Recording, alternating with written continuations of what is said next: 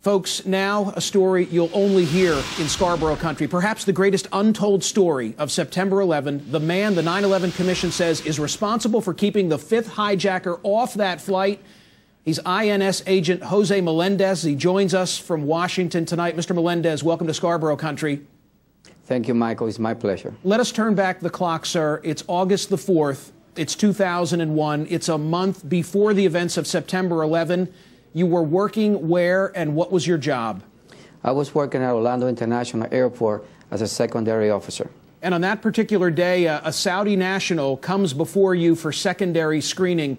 Why did Mohammed al-Qahtani come before you for secondary screening? What is it that had tripped up the security process? When he came in front of the primary officer, he didn't have his form properly completed, which was his I-94 and his custom declaration form. So some of the paperwork that one fills out before the plane is to land. That is correct. And he also stated that he didn't speak any English, and because the primary officer could not communicate with him, she decided to send him to secondary inspection to complete the inspection. So he comes before you, Jose Melendez. Had his luggage been searched? Not at that time, sir. When it was searched, was there anything unusual that was found in it? Not that we know, no, sir. You plugged his name into the computer. Did you get any hits? No, sir. It was the first time that he was coming to the United States. Okay, so there's nothing in the luggage that has aroused suspicion. There are no hits in the computer, but still, Mr. Melendez, you don't let the man into this country. Why not? Well, first of all, I noticed that he didn't have a return ticket. Number one, he didn't have number two, he didn't have a hotel reservation. And when I went into the secondary room to get him to be interviewed and to complete the inspection, he gave me a dirty look and a challenging look that made the whole room be, so cold. You know, I mean, I thought there was something wrong. And, you know, I told myself, well, why this guy is looking at me like that? You know, is something wrong in here? In other words, in Philadelphia, Mr. Melendez, we like to refer to the hairy eyeball. You gave the man the hairy eyeball, and he didn't pass the smell test. That is correct. I want to put up on the screen and show everybody what you said to the 9/11 Commission under oath on this. You said, when the subject looked at me, I felt a bone-chilling cold effect. The bottom line, he gave me the creeps. You just had to be present to understand what I'm trying to explain. So that really is what triggered your suspicion about this man, Mohammed al-Qahtani. That is correct. At the time that you were contemplating not allowing him into the United States, what was the advice of those around you? Well, I have some of the officers that stated that I was going to get in trouble because he was a Saudi national, and we were supposed to treat them with a special care. However, I'd like to mention that that was before when we were in INS, and then when we became Customs and Border Protection on March of 2003, all those nonsense policies went out of the window. And now we have the mechanism in place and the directive from headquarters that anybody that is coming to this country, and we suspect that is coming to do some harm, we will get him out of here. No problem at all. But I think the point needs to be made clearly that at the time, and it's a month in advance of September 11, there was an element of political correctness at play here, was there not, Mr. Melendez? That was correct. You were being told that these Saudis, they have political clout, and be careful before you turn one of them around and send them home. That is correct. That was a unwritten policy, but that was throughout the whole United States. And nevertheless, you decided, no, I'm not comfortable letting this man into the country. Now, when you turn him around and put him on a flight, as I recall from your testimony, back to the UK and then on to Dubai, which is where he originated, right? That is correct. The man who apparently couldn't speak English looks at you and says what? I'll be back. So in a very Schwarzenegger-like way, all of a sudden he's found his command of the English language. That is correct. And Mr. Melendez, this man, Mohammed al-Qahtani, is back in this country, isn't he? Yes, sir. He's in Guantanamo right now. And he's in Guantanamo, why?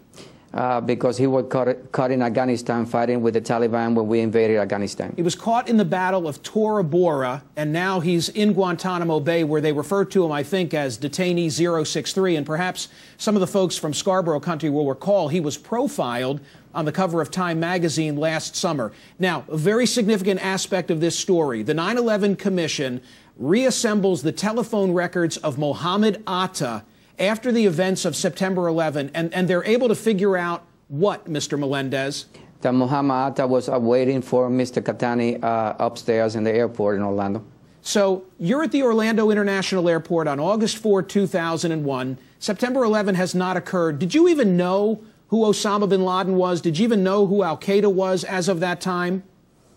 I don't have any recollection or know anything about it, if I'll be honest with you. I mean, the point that I want to make is, you know, now those words just spill off of our tongues, but at that particular time, nobody knew who Al-Qaeda or bin Laden were, but you nevertheless kept him out. The 9/11 Commission then determines that Mohammed Atta was there to pick this man up, and that's the basis for the belief that he was to have been the fifth terrorist on board Flight 93. True? That is correct. All right. Now I want to read to everybody on Scarborough Country the words of Richard Ben-Veniste, one of the 9/11 Commission members who told you in the day you testified, quote, taking into account that the only plane commandeered by 4 hijackers rather than 5 crashed before reaching its target, it's entirely plausible to suggest that your actions in doing your job efficiently and competently may well have contributed to saving the Capitol or the White House. In other words, Mr. Melendez, the 9/11 Commission came to the view that that building, sir, which is over your right shoulder, arguably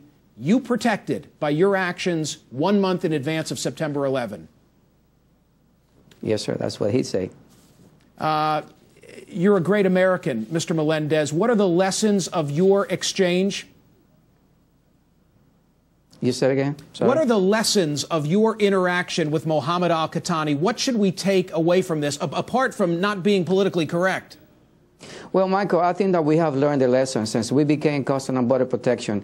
We took care of all those nonsense policies that were referring to be treating some countries in a special way.